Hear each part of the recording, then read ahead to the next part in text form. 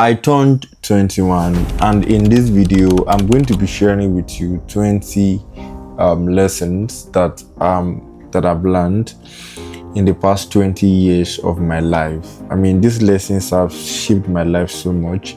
Many of the results that I've gotten, that God has helped me to prove, especially in this last 20 years,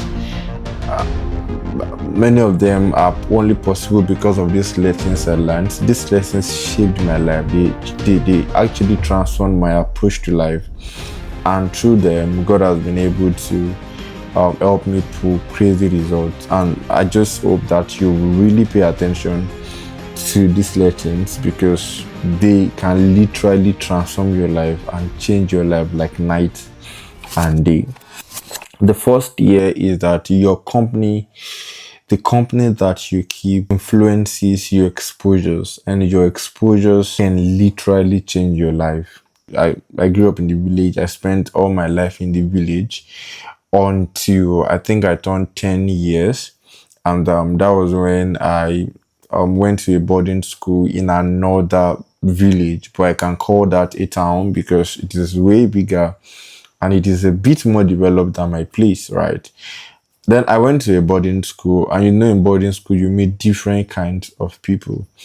I met a guy who eventually became my best friend, even though our first encounter was not the best, right? But then he eventually became my best friend when I was in GSS2. And we've been friends. This year makes it 10 years. I think about 10 years that we've been friends, best friends, really. And it was through him eventually that I learned, that I realized that, okay, there were things like digital skills that you could learn. And it wasn't even like he told me directly, it was just being around him, right? Just having him around as a company. That was what changed the whole thing for me. Through him, I explored, and I mean, eventually, I now we are here, right, with crazy results, crazy milestones, and all of that. And I just genuinely appreciate God for making that possible through this company. So your company can literally transform your life. The company that you keep can influence your exposures, can influence the things you get exposed to eventually, which can transform your life. Because just figuring out some things through him and then getting into design and all of that, that is where that is what has led into the kind of person I am now, and it's still helping me even as I continue on my journey of becoming, right? And that is just to let you know that the company you keep is very, very important. That is the first lesson that I learned in the past 20 years. The second one I have here with me, I had to take down notes because I did not want this video to get too long. And I also do not want to just talk too long around different points. And so the second I have here with me is, your insecurities might not be as obvious as you think. Stop losing out on opportunities because of them. No one really cares, to be honest. For the longest, this held me back, right? I mean, I'm that confident person, right? I'm actually a very, very confident person, but I could not put out myself on social media, even on this my channel. I could not put out my face because I had my insecurities. And for the longest, even my best friend would be like, I mean, you don't have a problem, guy. Put out yourself, do this, do that, and all of that. But for the longest, I allowed that hold me back. But then eventually, when I started putting out myself, I realized that no one really cares. No one really cares. I thought people would care, but actually, I mean, and it was because of that thinking that, okay, people will care and all of that made me delay in putting on myself, right? And that is also another lesson I've learned. Another lesson, which is the third lesson, is, if I can build me, I can build anything. If I can build me, I can build anything. This is one lesson I learned very early, and well, not very early, but I learned I think around 16, which is still early, quite early to be honest. I think I learned around age 16. Yeah, exactly. I realized that if I can build me, I can build anything. Whatever you are building can be destroyed. People have spent years building a business, maybe a company and all of that, and it just gets crumbled, maybe with a fire break or flood or whatever. People have spent years building different stuff, building different things, and it just crashes. But if you invest time in building you, right, you cannot lose you, maybe except by death or very, very terrible cases, but you cannot lose you. And when I say if you can build you, I'm saying if you can invest in you, if you can be so intentional with your life that you build your mind, because your life comprises majorly the outcome of your life is going to be directly influenced by your mind. And so when I say if you can build you can build anything, I'm saying if you can build yourself, you can build your habit, if you can build your values, you can build anything, because you can translate the things that you've built in yourself, you now translate it out to building whatever you want to build, maybe building a skill, building a business, because you've built the habit, you've built the values, you've built everything that make up you, right? And then you can now translate the old things you built in you now translate it to building things. This is something that I also learned, and I've always been sharing, right? Whenever, I mean, if you're an active part of my WhatsApp community, for example, this is something that you see me post almost every day, right?